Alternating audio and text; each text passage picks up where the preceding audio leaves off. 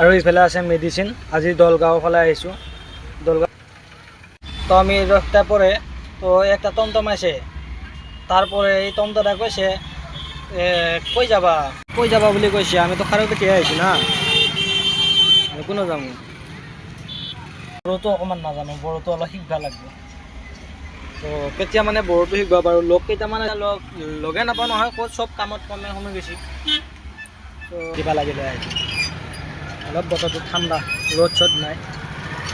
ৰ'দ নোহোৱাৰ কাৰণে আৰু টমটমখনত লেখা আছে যে বুজিব পৰা মানুহ কোনো নাই, কিন্তু বুজাৰ মানুহৰ অভাৱ নাই বোলে। ভাল লাগছে।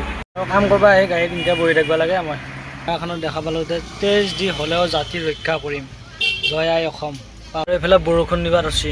বৰষুণ দিলে কি হ'ব, এয়া খাম। আজি দিন দুপৰীয়া শেষ হ'ল কামবিলাক। মই লাইনত আহিছিলোঁ, লাইনৰ কামবিলাক চব শেষ হৈ গৈছে। আৰু এতিয়া আমি ঘৰত যাব ওলাইছোঁ। Bye bye.